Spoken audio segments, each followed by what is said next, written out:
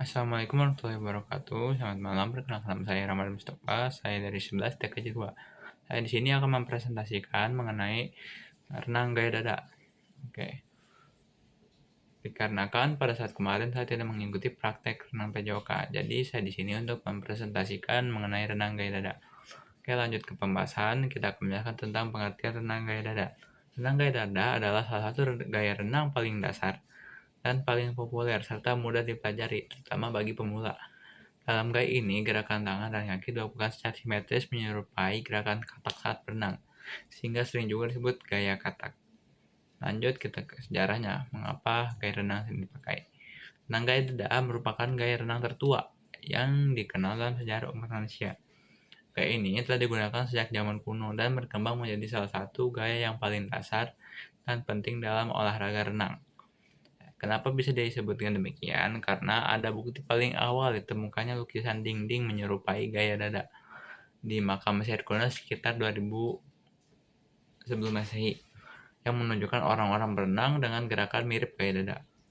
Gaya dada juga disebut dalam catatan sejarah Yunani dan Romawi kuno, digunakan untuk kebutuhan militer, pelayaran, dan olahraga.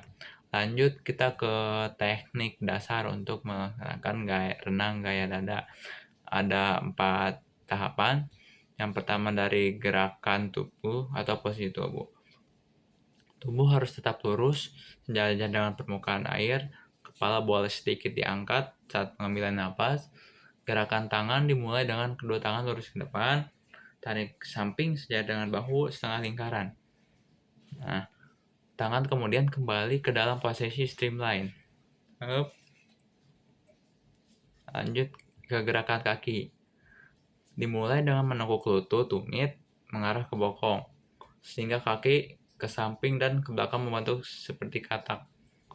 Rapatkan, lalu rapatkan kembali kedua kaki. 4. Pernapasan. Diambil setiap satu siklus gerakan. Ambil napas saat tangan menarik ke samping dan kepala naik. Buang napas saat wajah kembali ke air. Oke. Lanjut ke apa manfaat dari renang gaya dada. Ada manfaatnya, terlebih lagi adalah melatih kekuatan otot dada, bahu, lengan, dan paha, melatih koordinasi antara tubuh bagian atas dan bawah, meningkatkan kapasitas paru-paru dan pernapasan, membakar kalori secara efektif, baik untuk terapi cedera punggung dan meningkatkan fleksibilitas. Mungkin seperti itu saja presentasi dari saya. Mohon maaf bila ada salah dan penyebutan kata. Wabillahi taufiq wal hidayah. Assalamualaikum warahmatullahi wabarakatuh. Selamat malam.